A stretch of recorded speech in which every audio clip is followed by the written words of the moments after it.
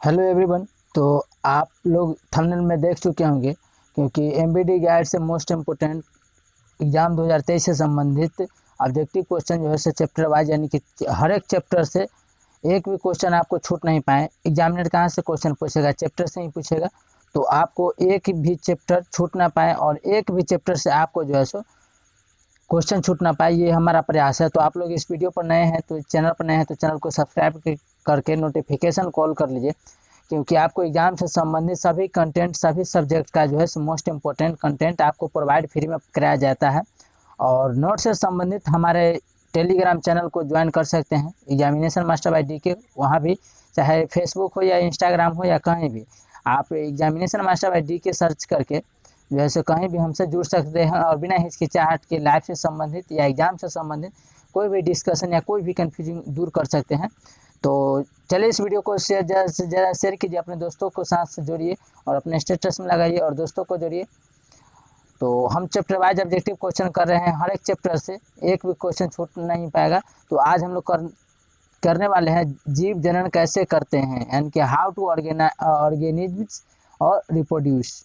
तो चलिए वीडियो को शुरू करते हैं बिना टाइम गवाते हुए। तो क्वेश्चन नंबर फर्स्ट है कि किशोरावस्था में होने वाले शारीरिक परिवर्तन का कारण क्या है? किशोरावस्था जब 12-13 साल का अवस्था आता है, जब दाढ़ी मूछ आने लगता है, लड़की का आवाज पतला होने लगता है या चेस्ट में उभार आने लगता है, तो इसमें जो है सो किशोरावस्था में होने वाले शारीरिक परिवर्तन, यानी कि हमारे शरीर के ढांचा में जो स्ट्रक्चर में जो परिवर्तन होता है, लड़का का जो है सो दाढ़ी मूछ आने लगता है, आवाज़ मोटा हो जाता है, और लड़की का चेस्ट में उभार आने लगता है और आवाज़ जो है सो पतला हो जाता है। तो किस हार्मोन के कारण होता है? ये सब नेचुरली है, ये हार्मोन के कारण ही होता है। तो इसका राइट आंसर क्या होगा? तो क्वेश्चन हम लोग पढ़ेंगे और जो है सटीक आंसर टिक करेंगे, क्योंकि रिवीजन के तौर पर हम लोग पढ़ रहे हैं।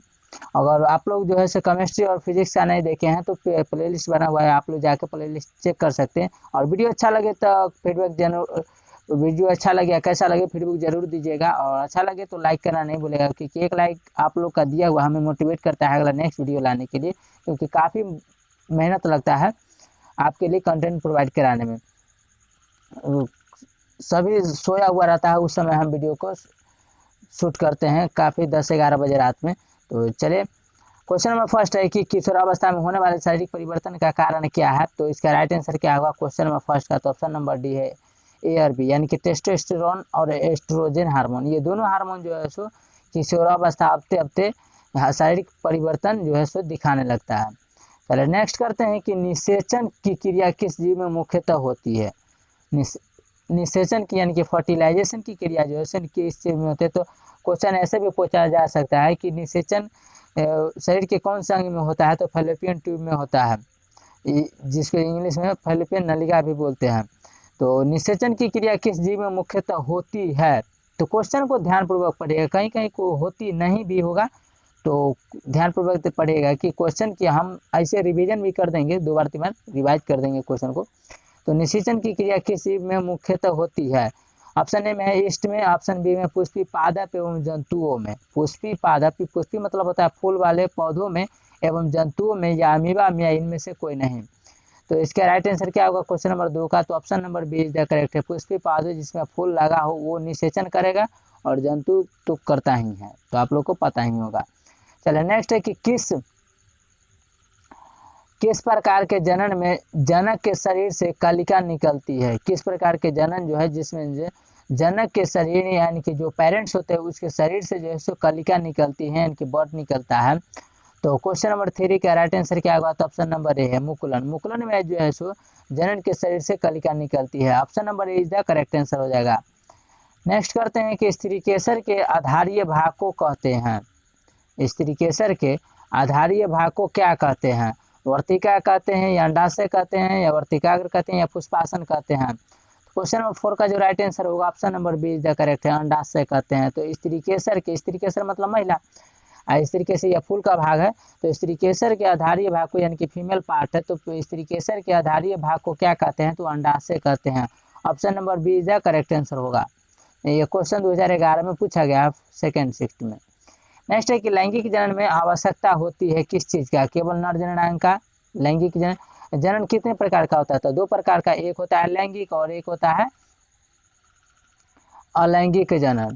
तो जनन जो होता है वो दो प्रकार का होता है, अलैंगिक और लैंगिक। तो यहाँ क्वेश्चन है कि लैंगिक जनन में आवश्यकता होती है केवल नर जननांग क्या, नर मतलब मेल, और केवल स्त्री जननांग यानी कि फीमेल, नर एवं स्त्री जननांग दोनों के, या इनमें से कोई नहीं।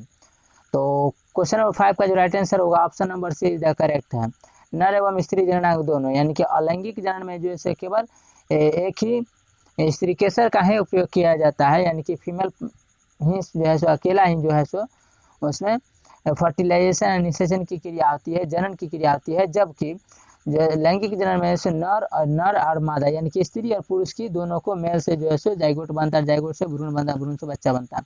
तो इस तरह जो है सो लैंगिक जनन में नर और स्त्री जननांग दोनों के अंगों का जो है सो आवश्यकता होता है लैंगिक जनन में। चले नेक्स्ट है कि फूल में नर जननांग कौन सा है। क्वेश्चन कहने का मतलब है कि फूल जो होता है उसमें नर प्रजनन अंग और एक मादा प्रजनन अंग होगा। तो फूल में नर प्रजनन अंग का नाम पूछ रहा है, तो क्या होगा, पुंकेसर होगा या अंडाशय होगा, वर्तिकाग्र या वर्तिका होगा। तो क्वेश्चन नंबर 6 का जो राइट आंसर होगा option number A is the correct है, पुंकेसर। तो फूल में नर प्रजनन अंग है पुंकेसर, option number A is the correct है। यानी कि फूल का जो है सो मेल पार्ट क्या है, तो पुंकेसर है। यानी कि ऐसे भी कह सकते हैं, मेल मतलब होता है पुरुष। नेक्स्ट है पुंकेसर पुष्प का कौन सा जननांग है। पुंकेसर पुष्प का भाग है, लेकिन कौन सा जननांग है, नर है या मादा है या स्त्री है या दोनों है या इनमें से कोई नहीं। तो क्वेश्चन नंबर 7 का राइट आंसर क्या होगा, तो ऑप्शन नंबर ए है, नर है, यानी कि मेल है। क्या है, मेल है। तो मेल पार्ट जो होता है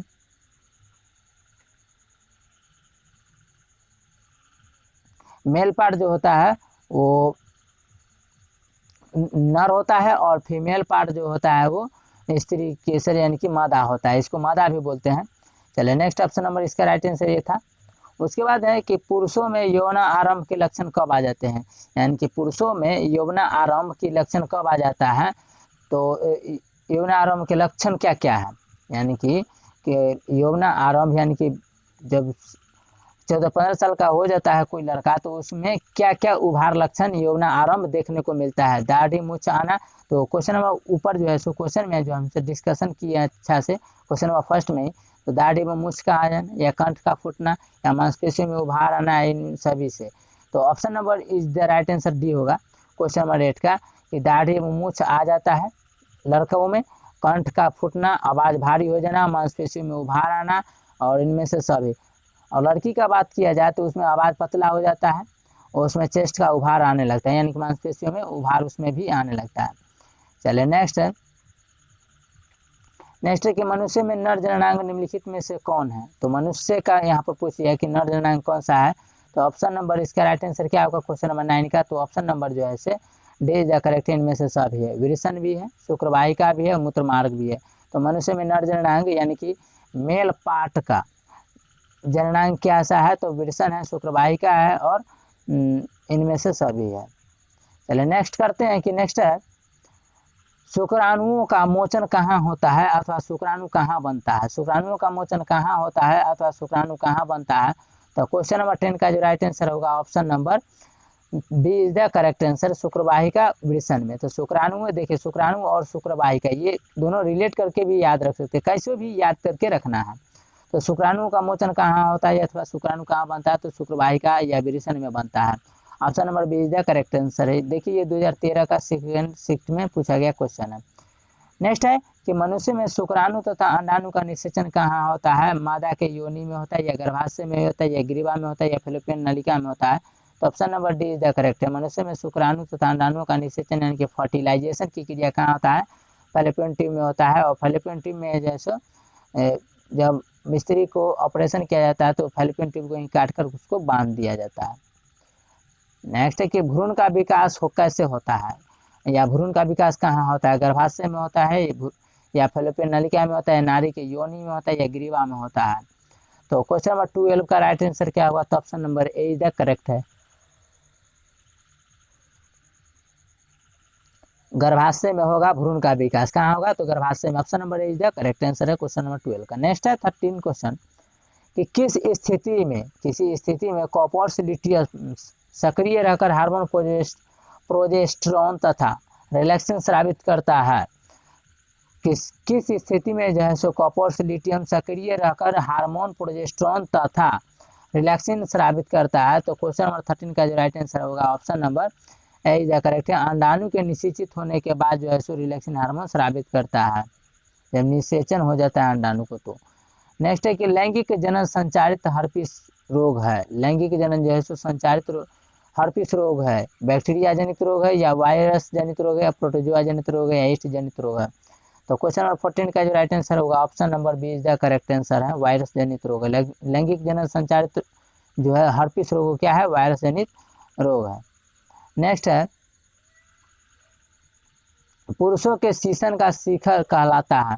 पुरुषों के शीशन का शिखर क्या कहलाता है? तो पुरुषों का शीशन का मतलब हो गया कि जो है सो पुरुष का पेशाब करने का मार्ग, पुरुष का पेशाब करने का मार्ग जिसको लिंग भी कहते हैं, जिसको लिंग भी कहते हैं। तो पुरुष के लिंग यानी कि शीशन का शिखर का भाग क्या कहलाता है? प्रियूस कहलाता है या ग्लांस कहलाता है, ग्रीवा या सर्विक्स कहलाता है या हाइमेन कहलाता है। तो क्वेश्चन नंबर 15 का राइट आंसर क्या होगा? बी, ग्लांस कहलाता है। क्या कहलाता है? ग्लांस कहलाता है। पुरुषों के शिखर का भाग यानी कि अगला भाग जो है पेशाब के रास्ता का जो अगला भाग होता है वो ग्लांस कहलाता है। Option number B is the correct answer है। नेक्स्ट है क्वेश्चन नंबर 16 कि नरयुग्मक एवं मादा युग्मक के संलग्न को क्या कहते हैं? यानी कि नरयुग्मक और मादा युग्मक के मिलने से जो क्रिया होता है उसे क्या कहते हैं? निषेचन कहते हैं या अंकुरण कहते हैं या परागन कहते हैं, किण्वन कहते हैं। तो क्वेश्चन नंबर 16 का जो राइट आंसर होगा option number A is the correct है, निषेचन कहते हैं, जिसको इंग्लिश में फर्टिलाइजेशन कहते हैं। क्या कहते हैं? फर्टिलाइजेशन कहते हैं। तो option number A is the correct answer हो जाएगा। चलिए नेक्स्ट है किसमें अलैंगिक जनन मुकुलन द्वारा होता है? किसमें अलैंगिक जनन मुकुलन द्वारा होता है? तो क्वेश्चन नंबर 17 का जो राइट आंसर होगा option number A is the correct है, ईस्ट में। ईस्ट में जो होता है सो अलैंगिक जनन मुकुलन के द्वारा होता है, मुकुलन के माध्यम से होता है। नेक्स्ट है कि निम्न में से कौन मादा जनन तंत्र का भाग नहीं है? इनमें से कौन सा है जो मादा यानी कि फीमेल का पार्ट नहीं है? फीमेल जनन तंत्र का यानी कि रिप्रोडक्टिव सिस्टम का पार्ट नहीं है। अंडाशय, गर्भाशय, शुक्रवाहिका या डिंबवाहिनी। तो ऑप्शन नंबर 18 का यहाँ पर पूछ रहा है नहीं है। तो क्वेश्चन नंबर 18 का राइट आंसर क्या होगा? तो ऑप्शन नंबर जो है इसका सी होगा, शुक्रवाहिका। शुक्रवाहिका क्या है? तो मेल का पार्ट है, इसी में जो है शुक्राणु बनते हैं यानी कि स्पर्म बनता है। ऊपर हम क्वेश्चन को डिस्कशन कर चुके हैं। तो वीडियो को आप लोग ध्यानपूर्वक देखिए क्योंकि एक से संबंधित दूसरा क्वेश्चन है, यानी कि दूसरा पहला क्वेश्चन का मान के चलिए 18 कर रहे हैं तो इसमें जो ऑप्शन है वो अगला जाके क्वेश्चन में बदल जाता है। तो आप लोग ध्यानपूर्वक वीडियो को देखिए, आप सभी के सभी क्वेश्चन अपने आप में इम्पोर्टेंट है। चलिए नेक्स्ट है क्वेश्चन नंबर 19 है कि निम्नलिखित में से कौन एक उभयलिंगी जंतु है? निम्नलिखित में से कौन से एक उभयलिंगी जंतु है? तो क्वेश्चन नंबर 19 का जो राइट आंसर होगा ऑप्शन नंबर ए है, केचुआ। और किसानों का मित्र भी केचुआ को ही कहा जाता है। केचुआ जिसको चेरा हम लोग बोलते हैं, आम बोलचाल की भाषा में चेरा बोलते हैं, जो काला टाइप का रहता है।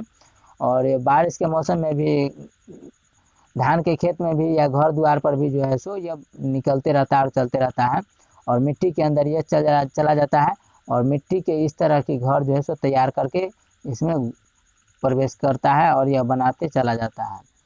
आप लोग देखे होंगे खेत में या कहीं। तो इसका राइट आंसर क्या होगा? तो option number B A is the correct answer है। नेक्स्ट है कि पुष्पीय पौधे यानी कि फूलों वाले पौधों में लैंगिक जनन किसके द्वारा होता है अथवा पौधों में जनन कहाँ पाए जाते हैं? देखिए आप लोग क्वेश्चन को, चाहे कोई भी स्टूडेंट हो, आप लोग क्वेश्चन को ध्यानपूर्वक पढ़िए।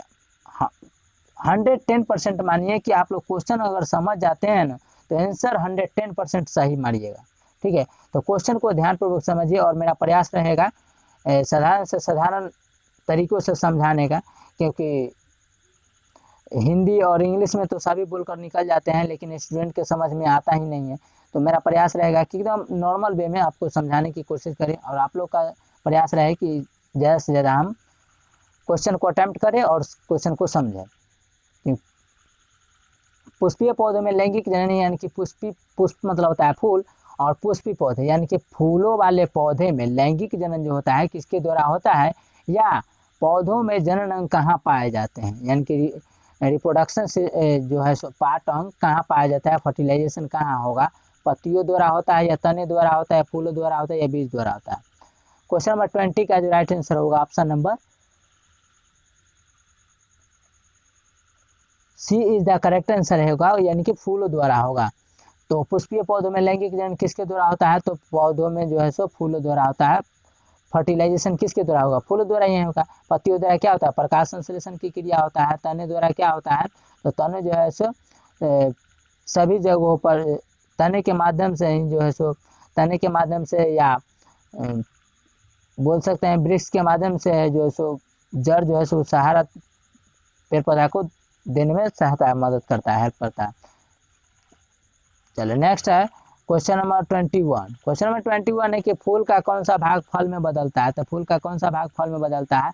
क्वेश्चन नंबर 21 का जो राइट आंसर होगा option number C is the correct. अंडा से जो है सो अंडा से बाद में जाकर फूल जो अंडा से एक फूल होता है और वह फल में जाकर बदल जाता है, चेंज हो जाता है, यानी परिवर्तन हो जाता है, बदल जाता है। भ्रूण के जिस भाग से ताना या पत्तियां बनती है उसे क्या कहते हैं, तो भ्रूण के जिस भाग से ताना या पत्तियां या फूल बनते हैं उसे क्या कहते हैं। तो क्वेश्चन नंबर 22 का राइट आंसर क्या होगा, तो option number B is the correct answer है, यानी कि परांकुर कहते हैं। क्या कहते हैं, परांकुर कहते हैं जो भ्रूण के परांकुर से ताना और पत्तियां बनती है। चलिए नेक्स्ट क्वेश्चन करते हैं। क्वेश्चन नंबर 23 है कि निम्न में से किस जीव में जो है बहु विखंडन होता है। बहु विखंडन मतलब बहुत टूट फूट होता है और वो नए नए अपनी तरीका के संतान बनाते रहता है। तो क्वेश्चन नंबर 23 का राइट आंसर क्या होगा, तो ऑप्शन नंबर सी है, मलेरिया परजीवी। मलेरिया परजीवी जो है जीव बहुखंडन होता है। क्या होता है, बहुखंडन होता है। नेक्स्ट है कि ब्रायोफाइलम के, आप यहाँ पर देखिए ब्रायोफाइलम मतलब आप लोग नहीं समझ रहे होंगे, लेकिन हम नॉर्मल आम बोलचाल की भाषा में बोलेंगे तो आप लोग को जल्दी समझ में आ जाएगा। यही मेरा प्रयास है कि पढ़ाई को जो है सो एक बोझ नहीं होने देना है, क्योंकि पढ़ाई पर हम लोग को हावी होना है। क्या होना है, हम लोग को हावी होना है, लेकिन पढ़ाई को हम अपने ऊपर बोझ नहीं होने देंगे कि ये नहीं हमसे होगा, ये सब्जेक्ट हमसे नहीं होगा, ये भारी है। कुछ भारी नहीं है। देखिए इंग्लिश हम डेली लाइफ में यूज करते हैं, बोलते ही हैं, good morning, hi, how are you, ये सब बोलते हैं, तो इंग्लिश सब्जेक्ट हो गया आसान। उसके बाद मैथ, तो मैथ कहीं भी भारी नहीं है। आप लोग देखिएगा तो एक मूर्ख आदमी भी मैथ अच्छा खासा जोड़ लेता है। उसके बाद बच गया हिंदी, तो हिंदी हम लोग बोल ही लेते हैं।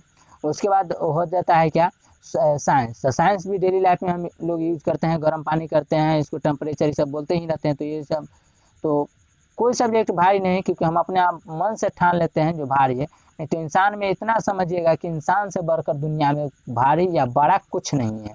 ठीक है, मांझी साहब देखिए कुल्हाड़ी से जो है सो पत्थर तोड़ के, पहाड़ तोड़ के सड़क बना देते। तो इंसान से बढ़कर दुनिया में कुछ है। देखिए धीरे धीरे दुनिया पढ़ा लिखा आगे बढ़ा, धरती से लोग आसमान में, अंतरिक्ष में, ग्रह पर जो है सो रहने का व्यवस्था ढूंढने लगा, जल का ढूंढने लगा। तो दुनिया में इंसान से बढ़कर कुछ नहीं है। तो आप लोग तो पढ़ाई क्या चीज़ है, लेकिन हम लोग कुछ देर के लिए पढ़ाई को बोझ समझ लेते हैं, भार समझ लेते हैं। तो ब्रायोफाइलम, ब्रायोफाइलम मतलब तो आप लोग नहीं समझोगे, जिसको पत्थर चट्टा कहते हैं। क्या कहते हैं, पत्थर चट्टा भी, पतल चट्टा भी बोलते हैं, पत्थर चट्टा। जो उसका जो होता है एक पत्ती भी आप लगा दोगे ना, एक आप पत्ती भी लगा दोगे तो देखना कि वह पत्ती में से जो है सो कन्ना निकल जाता है और यह पेड़ का भी रूप ले लेता है। तो ब्रायोफाइलम यानी कि जिसको पहले पीस के पिया जाता है, यह हरा टाइप का होता है। ब्रायोफाइलम के कौन से भाग में कायिक परिवर्धन होता है। कायिक परिवर्धन किस में होता है, तो हम बता दिए हैं पत्तियों में होगा। क्या होगा, पत्तियों में। क्वेश्चन नंबर 24 का जो राइट आंसर होगा ऑप्शन नंबर ए है। तो हम लोग पत्ती को तोड़ लीजिएगा, पत्थर चट्टा को, और उस पर थोड़ा सा माटी रख दीजिएगा, देखिएगा कुछ दिन के बाद जैसे पत्तियों से कन्ना निकलने लगता है, इसमें बीज उज नहीं होता। चलिए नेक्स्ट है, तने द्वारा कायिक परिवर्धन किस में होता है। तने द्वारा कायिक परिवर्धन किस में होता है, पुदीने में होता है या हल्दी में होता है या अदरक में होता है या इन सभी में होता है। तो क्वेश्चन नंबर 25 का जो right answer option number D is the correct है। पुदीने में होता है, हल्दी में होता है, अदरक में होता है, इन सभी में होता है। तो option number D is the right answer हो जाएगा। नेक्स्ट है क्वेश्चन नंबर 26 है कि खंडन द्वारा जनन होता है किस में। मेढक में होता है खंडन द्वारा, या सितारा मछली में होता है, या टिड्डे में होता है, या कौवे में होता है। तो क्वेश्चन नंबर 26 का राइट आंसर जो होगा ऑप्शन नंबर बी है, सितार मछली में होता है। क्या होता है, सितारा मछली में जैसे खंडन द्वारा जनन यानी कि रिप्रोडक्शन होता है। नेक्स्ट है हाइड्रा में प्रजनन किस विधि से होता है? हाइड्रा में प्रजनन किस विधि से होता है? द्विखंडन, मुकुलन, लैंगिक जनन या इनमें से कोई नहीं। तो क्वेश्चन नंबर 27 का जो राइट आंसर होगा option number B is the correct है, मुकुलन द्वारा। हाइड्रा में प्रजनन किस विधि द्वारा? मुकुलन द्वारा, मुकुलन द्वारा। चलिए नेक्स्ट है, आई होप ये वीडियो आप लोग को अच्छा लग रहा होगा और क्वेश्चन समझ में आ रहा होगा, तो लाइक कीजिएगा, फीडबैक देना नहीं भूलिएगा कि वीडियो कैसा लगा। नेक्स्ट है क्वेश्चन नंबर 28 की स्त्रियों में अंडाशय की संख्या कितनी होती है? स्त्रियों में यानी कि फीमेल में अंडाशय की संख्या कितनी होती है? तो क्वेश्चन नंबर 28 का right answer option number B है, 2 होता है। अंडाशय की संख्या कितना होता है? 2 होता है। ये इस तरफ रहता है,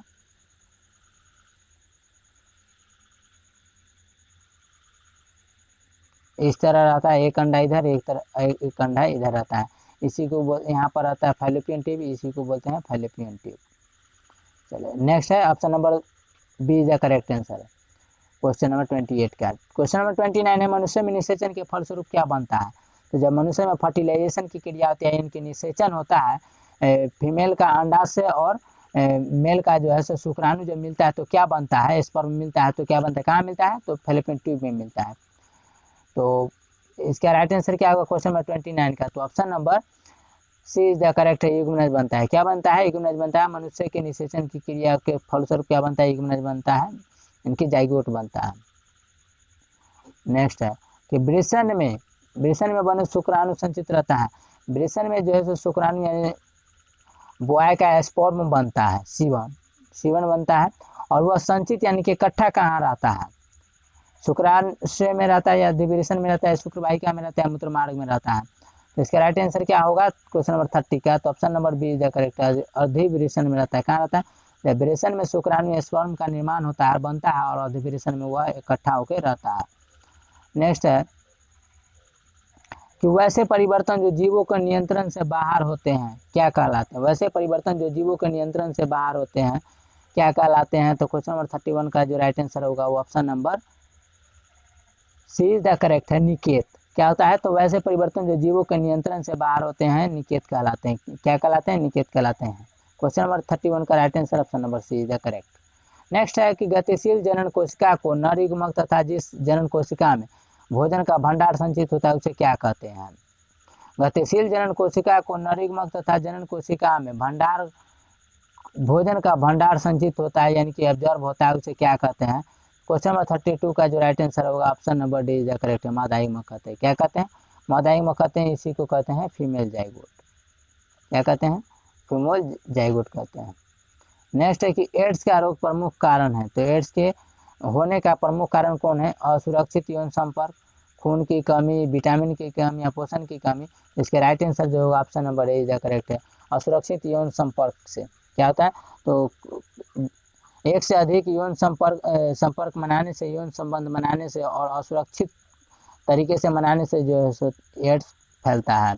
अगर मान कर चलिए दूसरा व्यक्ति को एड्स है, उसके साथ यौन संबंध करते हैं तो वो होगा, नहीं तो किसी पुरुष में है और वो कोई किसी महिला उसे यौन संबंध करता है तो वह जैसे उसमें एड्स होने का संभावना बढ़ जाता है। तो यह असुरक्षित यौन संपर्क के कारण होता है। खून की कमी से एनीमिया होता है, और पोषण की कमी से और विटामिन की कमी से होता है कुपोषण होता है। चले नेक्स्ट है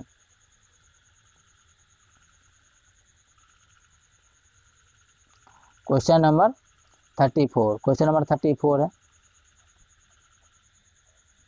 तो क्वेश्चन नंबर 34 35 कर लेते हैं।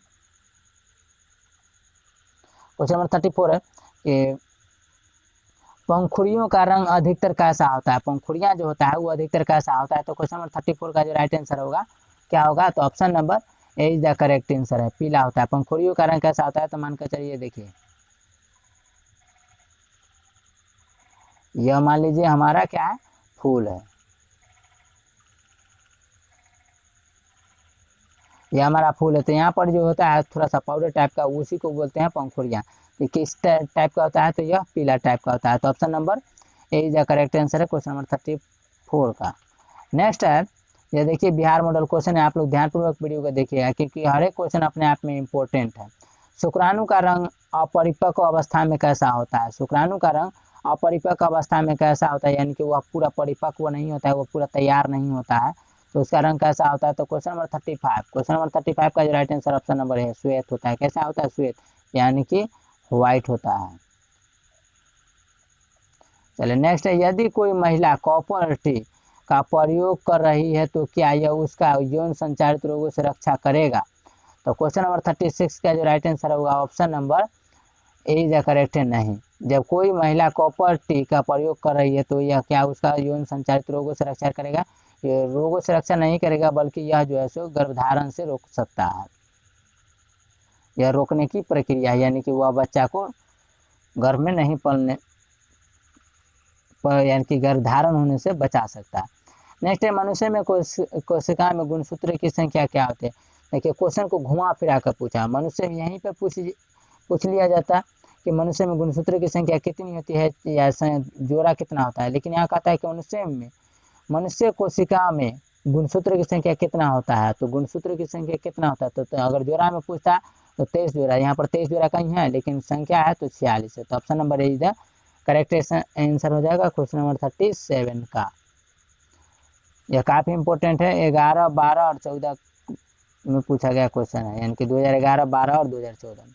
नेक्स्ट है क्वेश्चन नंबर 38 की निम्नलिखित विशेषताओं में कौन अलैंगिक जनन के लिए सही नहीं है? तो निम्नलिखित विशेषताओं में कौन अलैंगिक जनन के लिए सही नहीं है?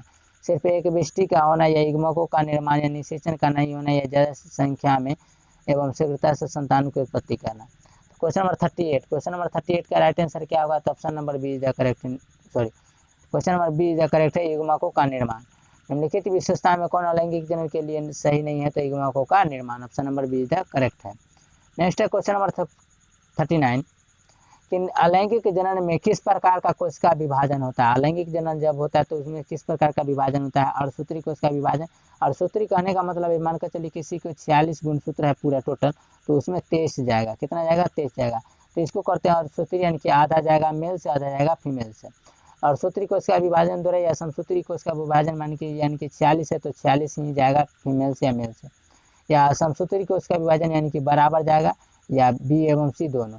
तो क्वेश्चन नंबर 39 का राइट आंसर क्या होगा? तो option number D is the correct है, बी एवं सी दोनों, यानी कि समसूत्री कोशिका विभाजन द्वारा और अर्थसूत्री कोशिका विभाजन द्वारा। Option number D is the correct answer है। नेक्स्ट है, निषेचन के फलस्वरूप अंडाशय की दीवारें बनाती है। तो निषेचन के फलस्वरूप अंडाशय की दीवारें क्या बना? जब फर्टिलाइजेशन की क्रिया होती है तो उस समय अंडाशय की दीवार क्या बनाती है? फूल बनाती है या फल बनाती है या बीज बनाती है या भ्रूण बनाती है? तो इसका राइट आंसर जो होगा क्वेश्चन नंबर 40 का option number B is the correct है, यानी कि फल बनाता है। निषेचन क्या है कि फर्टिलाइजेशन के फलस्वरूप जो अंडाशय फल का दीवार बनाती है। Option number B is the correct answer होगा। तो आई होप ये वीडियो आप लोग को अच्छा लगा होगा। तो मिलेंगे नेक्स्ट वीडियो में क्वेश्चन नंबर 41 से। तो आज के लिए इतना है, थैंक यू, जय हिंद, जय भारत। तो ज़्यादा से ज़्यादा इस वीडियो को शेयर कीजिए, सब्सक्राइब, अगर इस चैनल पर नए हैं तो चैनल को सब्सक्राइब करके नोटिफिकेशन कॉल कर लीजिए, क्योंकि आप ही को इस चैनल के माध्यम से सहायता होने वाला है, हेल्प होने वाला है एग्जाम से संबंधित, मोस्ट इंपोर्टेंट कंटेंट से संबंधित ऑल सब्जेक्ट से। थैंक यू, जय हिंद, जय भारत।